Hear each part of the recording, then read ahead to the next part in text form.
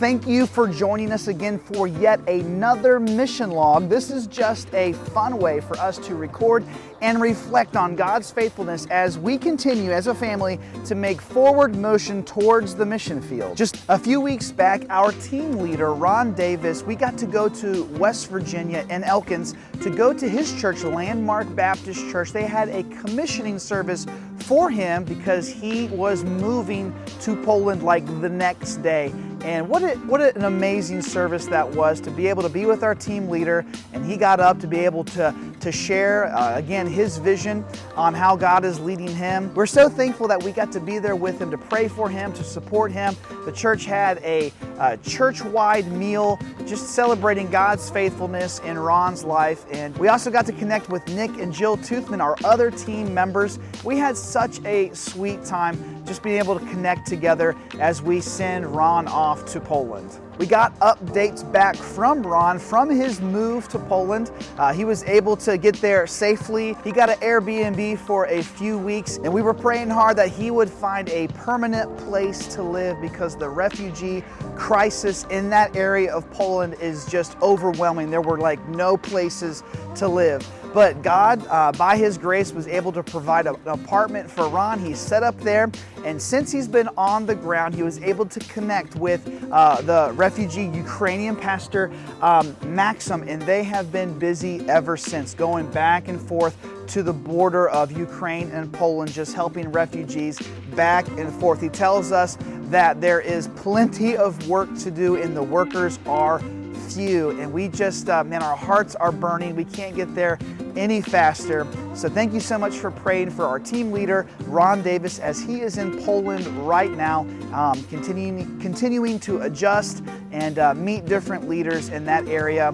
And again, we just can't wait to get there. Just a personal update, got to meet new members of the family. Emily's sister Sarah had her third child, Adeline. We got to go see her. What a precious baby. Super excited for Sarah, Lucas, Lincoln, and Brayton as they welcome a new member into their family. Also, Emily's brother John and his wife Keisha had their second child, Rio Shup. I know that older sister JL is excited for a new baby brother, and just so excited for new members of our family. We got to celebrate Isaiah, number 4 of all 6 of us Griffiths. Isaiah graduated with his master's degree, and we had such a fun time celebrating that with him.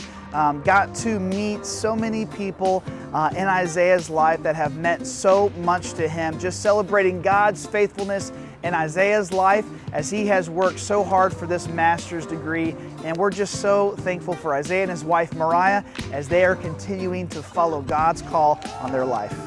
We got a new picture for our prayer card, and the first picture that we got, it's just so funny that one certain member of our family was convinced that he was not going to smile. Amos, he's a goofball for sure, but we were able to snap a picture that worked out, and again, as we see our family grow, we're just so thankful for God and how He is providing for us in so many different ways. A couple weekends ago, we had the honor of traveling up to Skippers, Virginia to be able to share with the good people of Forest Hill Baptist Church. It was so good to catch up with Pastor Rick Reagan and his wife Cindy. Rick Reagan was one of my high school teachers back at Roanoke Valley Christian School, and man, he is just so talented. He and his wife, they care for the church so much. Some of the most encouraging people you will ever meet. The people at Forest Hill were so welcoming to us, and we counted an honor to be able to share what God's doing in our hearts as He is preparing us and what God is doing in the country of Poland. The internship here at Shenandoah is going well. Again,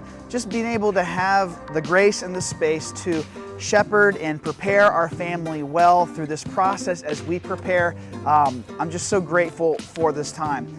We've set time aside to start learning Polish.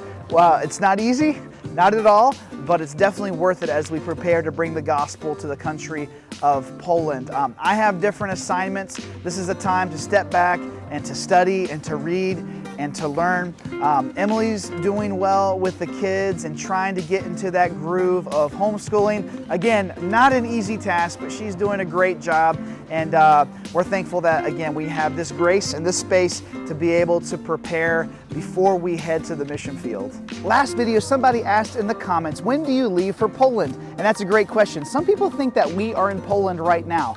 We haven't left yet. Right now we are in a full-time internship with Shenandoah Baptist Church, just some grace and space to be able to prepare our hearts and to prepare us as a family for the mission field. We have a survey trip, which is a 2-week-long trip in September where we get to go see Ron, meet the church leaders, and look for the potential church plants that we are hopefully going to be able to be a part of in Poland. That's going to be in the middle of September, and I can't wait to bring you along for that journey. Our internship here ends around December, and as far as a timeline for our family to move to Poland will really be dependent on our financial support.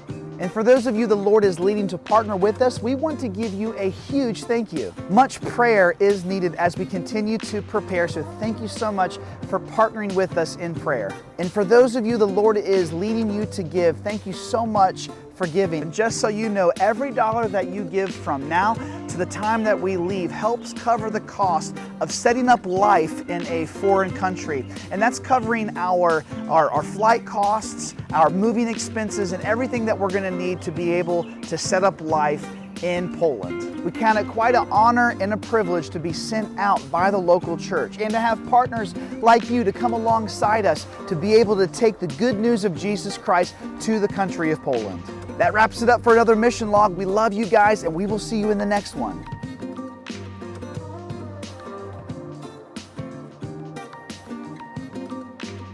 Looking at last week's video, there was something really weird that happened. In the background, the trees were moving, the wind was blowing, and it really did look like a car slammed into some of the trees that were behind us. As I was looking through the video and I saw the trees moving, I'm like, what in the world was that? That was weird.